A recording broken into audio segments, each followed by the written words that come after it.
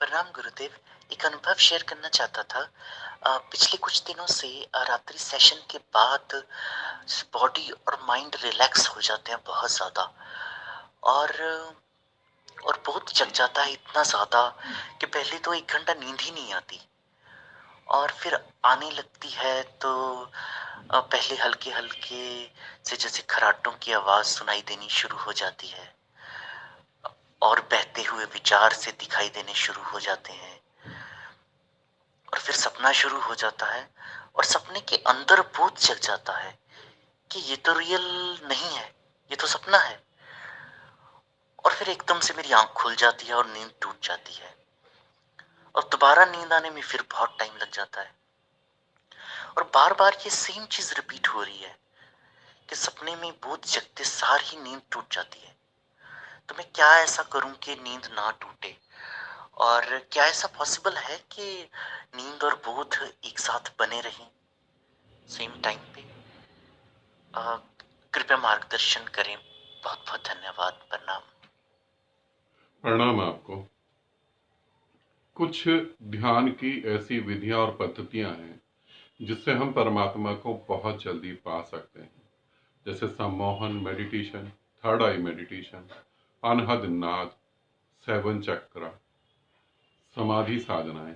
कुछ ऐसी साधनाएं जो बहुत तेजी से काम करती हैं। तो सम्मोहन साधना भी जो है तुम्हें बहुत तेजी से तुम्हारे चेतन मन से अवचेतन अचेतन सभी मनों के तलों से ले जाकर तुम्हें ब्रह्मांड से एक कर देती है।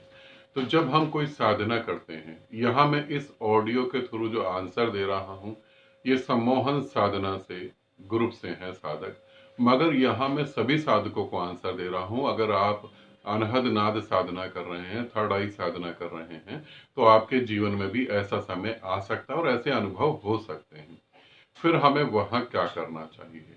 जब आप नींद में हैं और आपको खर्राटे की आवाज आ रही है या आपको ये पता लग गया कि ये सपना है और झूठ है, दोनों ही स्थितियों में नींद टूट टूट जाती है।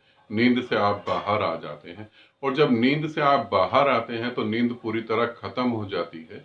फिर आप नींद को वापस लाने के लिए प्रयास करते हैं, सोने की कोशिश करते हैं या इधर उधर की बातें सोचने लगते हैं। तो एक साधक को उस स्थिति में क्या करना चाहिए? एक साधक को जब ये समझ आ जाए कि ये सपना है और ये सपना है और कल्पना है और झूठ है, इसका अस्तित्व कुछ नहीं है, तो उसे बिल्कुल शांत रहना चाहिए। नींद टूट भी जाए तो भी उसे शांत रहना चाहिए। अगर आपको खर्राटे की आवाज आ रही है तो आपको पूरा ध्यान जो है उन आवाजों को सुनने में लगा देना चाहिए, क्योंकि खर्राटे की आवाज आ रही है तो धीरे धीरे बाहर की आवाजें भी तुम्हारा जो कान जो है, जो ब्रेन जो सुनने की पावर रखता है, वो उन चीजों को पकड़ने लगेगा। तो जैसे जैसे ये चीजें तुम इसमें डीप में उतरोगे तो नींद की जरूरत होगी तो नींद आएगी, नहीं तो तुम यहीं से समाधि में चले जाओगे और शरीर अपना सोता रहेगा। तुमने एक प्रश्न पूछा, क्या बोध और नींद जो है इकट्ठे हो सकते हैं? इसे समझना, जिसे बोध होता है वो ना तो शरीर है ना मन है, और जिसे नींद आती है वो शरीर है और वो मन है। बोध जिसे हो रहा है वो शरीर मन से भी दूर है, इसलिए बोध होते हुए भी तुम्हें नींद आ सकती है। तुम दो हिस्सों में बढ़ जाओगे। शरीर थका हुआ है, 5 तत्वों से जुड़ा हुआ है, और उसमें जो दिमाग है वो भी 5 तत्वों से ही जुड़ा हुआ है। तो वो थकेगा और वो सोएगा, उसे विश्राम की जरूरत है, उसे आराम चाहिए, उसे नींद चाहिए। मन जो चंचलता में है, कभी इधर कभी उधर, वो भी सो जाएगा, मगर एक बोध है, एक ऊर्जा है। ऊर्जा कभी नहीं सोती। यही कृष्ण गीता में तुम्हें समझा रहे हैं कि योगी जागता रहता है, भोगी सोता रहता है। तो यहां समझना, यहां अभी तुम पूर्णता योगी भी नहीं हुए, भोगी से तो ऊपर हो गए। तो यहाँ जागरण और नींद इकट्ठे इकट्ठे चलेंगे कुछ समय के लिए, ठीक है? इसे समझकर साधना में आगे गति करें। आनंदित रहें, सदा खुश रहें। बहुत बहुत प्रेम आप सभी को।